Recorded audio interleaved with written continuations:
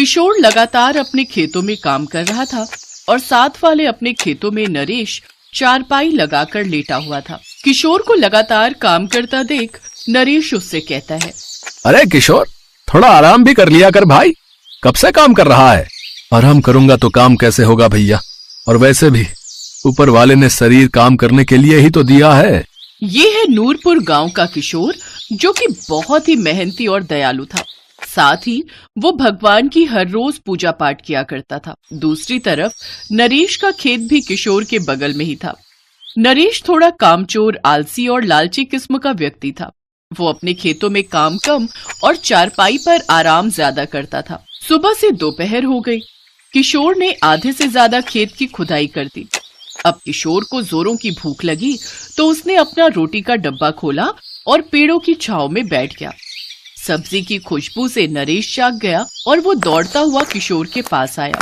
अरे वाह, कितनी अच्छी खुशबू आ रही भैया किशोर, जरा मुझे भी तो अपना खाना चखाना है। हाँ, लो ना भाई।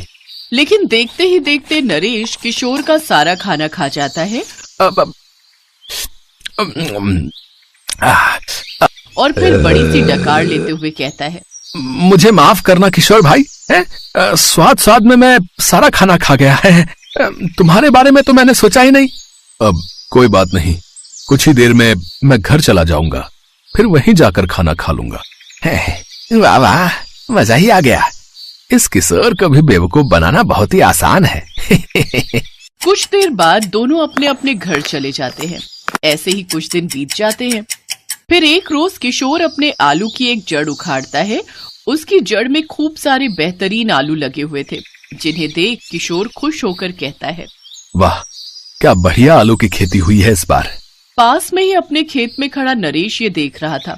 अरे वाह, इसके खेत में क्या बढ़िया आलू हुए हैं। मेरे में भी ऐसे ही आलू हुए होंगे, मैं अभी जाकर देखता हूँ। लेकिन जब वो पौधा उखाड़ कर देखता है तो उसके खेत में छोटे और थोड़े आलू ही होते हैं।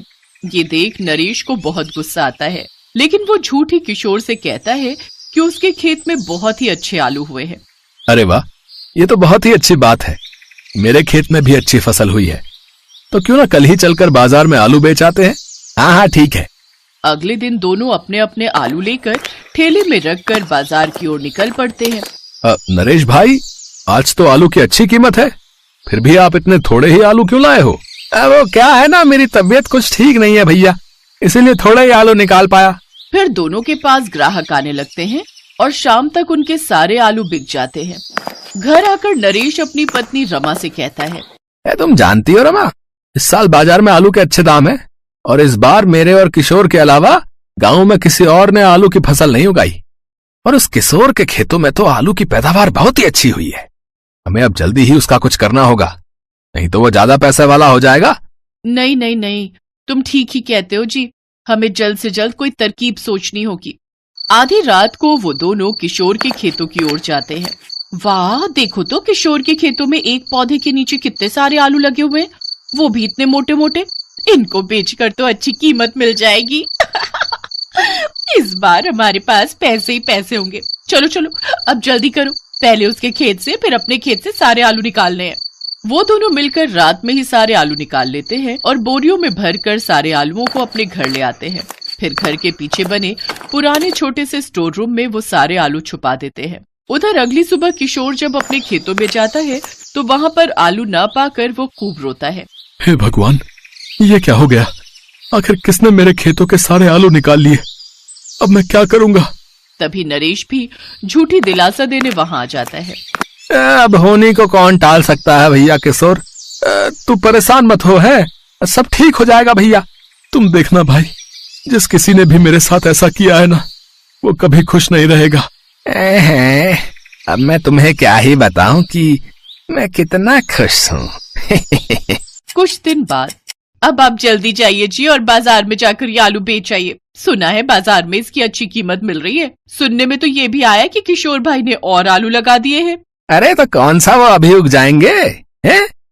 जब तक उसके आलू तैयार होंगे तब तक तो हमारे पास पैसे ही पैसे होंगे हैं। और रही आलू बेचने की बात, तो अभी नहीं, कुछ दिन बाद बेचूंगा, जब दाम और भी ज्यादा बढ़ जाएंगे। हाँ, कुछ दिनों बाद जब बाजार में आलू मिलने बंद हो जाते हैं और लोग आलू के लिए परेशान हो जाते हैं। अरे भैया कितने दिन हो गए, बाजार में आलू ही नहीं आ रहे हैं, बताओ। अब भैया मेरी बेटी तो कब से कह रही है बाबा आलू के पराठे खाने हैं, लेकिन आलू लाऊं कहाँ से, समझ नहीं आ रहा है। नरेश उनकी ये बात सुन लेता है। देखो भैया मैं तुम्हें कुछ आलू वालू ला कर दे सकता हूँ, लेकिन वो महंगे मिलेंगे, 150 रुपए किलो। कोई नहीं भाई ले आना, अब खाने तो है ही ना, इसमें इतना सोचना क्या, बस तुम कल ले आना। नरेश खुशी खुशी घर लौट आता है और अपनी पत्नी रमा को सारी बात बताता है। तुम्हें पता है आज बाजार में लोग 150 रुपए किलो तक के आलू खरीदने को भी तैयार हैं। मैंने भी कह दिया मैं आलू ले आऊंगा, लेकिन 150 से नीचे 1 रुपया भी नहीं लूंगा। क्या 150 रुपए किलो आलू? अरे अब तो हमारे भाग खुल गए जी, अब तो हम अमीर हो जाएंगे। चलो चलो मैं अभी तुम्हें आलू निकाल कर देती हूँ। रमा जैसे ही दरवाजा खोलती है तो अंदर ढेर सारे बड़े बड़े चूहे होते हैं जो बड़े मजे से आलूओं को खा रहे होते हैं। आ चूहा चूहा बचाओ। है चूहे, हे भगवान मेरे सारे आलू खा लिए इन चूहों ने, अब मैं क्या करूंगा। दोनों लालची पति पत्नी सर पर हाथ रखकर बैठ जाते हैं और उधर किशोर के घर एक भूखे साधु बाबा आते हैं, जिन्हें किशोर अपने हिस्से की रोटी भी खाने को दे देता है। अब उसके घर में कुछ भी नहीं बचा होता। बाबा अपनी दिव्य दृष्टि से सब पता लगा लेते हैं। फिर वो किशोर को एक बोतल में गंगा जल देते हैं और उसे अपने खेतों में छिड़कने के लिए कहते हैं। किशोर वो गंगा जल अपने खेतों में जैसे ही छिड़कता है, उसके खेतों में आलू पक कर तैयार हो जाती है। ये जादुई आलू देख किशोर बहुत खुश होता है। फिर वो जैसे ही आलू का पौधा उखाड़ता है तो उसकी जगह नए आलू अपने आप ही उगाते। ये देख किशोर बहुत खुश होता है। फिर उन आलूओं को ले जाकर बाजार में बेच आता है। 150 रुपए के हिसाब से अब उसे काफी कमाई होने लगती है और कुछ ही दिनों में वो बहुत अमीर हो जाता है। उधर नरेश और रमा के पास अब पछतावे के अलावा और